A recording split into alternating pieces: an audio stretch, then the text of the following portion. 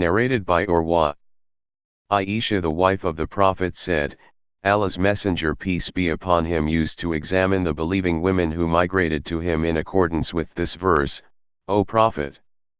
When the believing women come to you, pledging to you that they will neither associate anything with Allah in worship, nor steal, nor fornicate, nor kill their children, nor falsely attribute illegitimate children to their husbands, nor disobey you in what is right, then accept their pledge, and ask Allah to forgive them. Surely Allah is all-forgiving, most merciful. Surah 60 verse 12.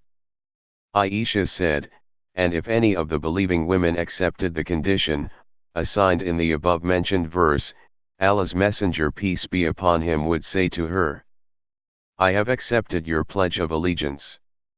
He would only say that, for, by Allah, his hand never touched any lady during that pledge of allegiance. He did not receive their pledge except by saying, I have accepted your pledge of allegiance for that. Narrated by Ahmadiyya.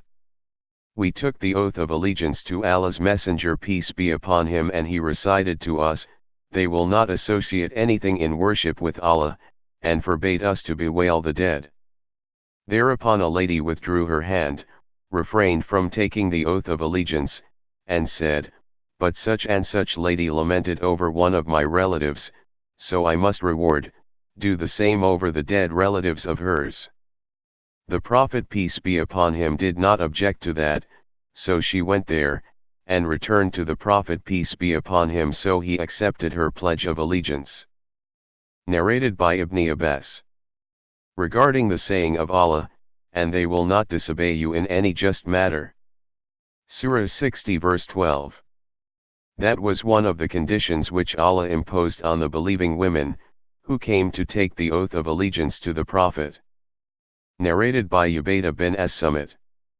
While we were with the Prophet, he said, will you swear to me the pledge of allegiance that you will not worship anything besides Allah, will not commit illegal sexual intercourse, and will not steal?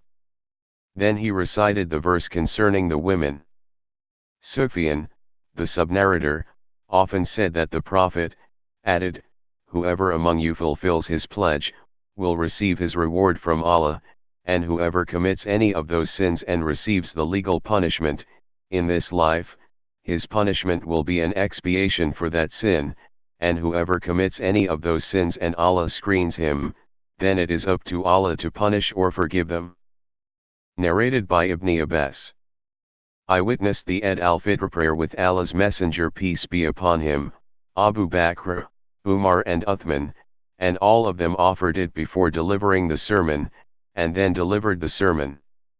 Once the Prophet, after completing the prayer and the sermon, came down, as if I am now looking at him waving at the men with his hand to sit down, and walked through them till he, along with Bilal, reached the rows of the women. Then he recited, O Prophet, when the believing women come to you, pledging to you that they will neither associate anything with Allah in worship, nor steal, nor fornicate, nor kill their children, nor falsely attribute illegitimate children to their husbands, nor disobey you in what is right, then accept their pledge. Surah 60 verse 12. Having finished, he said, do you agree to that?